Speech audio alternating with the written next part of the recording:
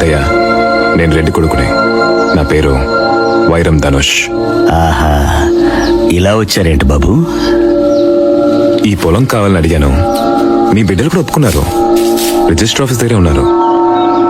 మీరు కూడా వస్తే. ఆళ్ల సొమ్మేం పోయింది బాబు. కష్టపడి సంపాదించింది నేను. ఇలా రేట్లు రాగానే అమ్ముకుంటారని నా తదనంతరం అని రాశాను. తదనంతరమా? అసలు ఎవడు కనిపెట్టాడు ఈ పదం? ఎవరైనా నీ కొడుకులు గాని, కూతుర్లు గాని, మనవాళ్ళు గాని, లేదా నాలాంటోలే గాని తదనంతరం అని రాస్తే పెద్దయిన నిండు నూరేళ్ళు బతకాలి, ఆ తర్వాత ఈ పొలం మొత్తం మనకు రావాలని చెప్పి ఎవరైనా అనుకుంటారా? ఎప్పుడు పోతాడా అని ఎదురు చూస్తారు. అయినా నువ్వు పోతే ఆస్తి వస్తుందంటే బతికుండాలని ఎవడనుకుంటాడు పెద్దయ్య? ఇదంతా నీకెందుకు చెప్తున్నానంటే బహుశా నా బ్యాక్గ్రౌండ్ నీకు అర్థం కాలేదేమో. మా వెనకాల ఓ పెద్ద ఆయన ఉన్నాడు బాబు. మాకు ఉంది బ్యాక్గ్రౌండ్.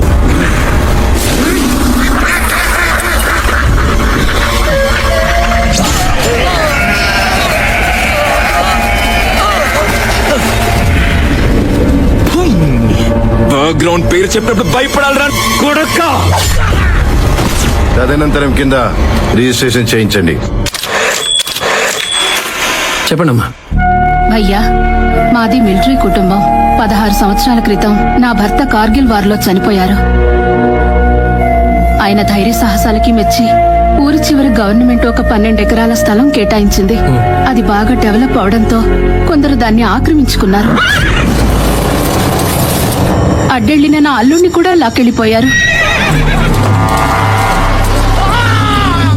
అలాగా? మరి పోలీసులు వాళ్ళు? మసీదును ఆక్రమిస్తేనే పోలీసులు, ఎమ్మెల్యేలు నోరెత్తడం లేదు భయ్యా. ఊరేమన్నా కొట్టుపోయిందా? ఆ ఫైల్ ఇటీ అమ్మా. ఒక్కొక్కడికి కోర్టులో తాట తీస్తాను. వాడి పేరేంటన్నారు? మసూద్ పెహల్వాన్ భయ్యా.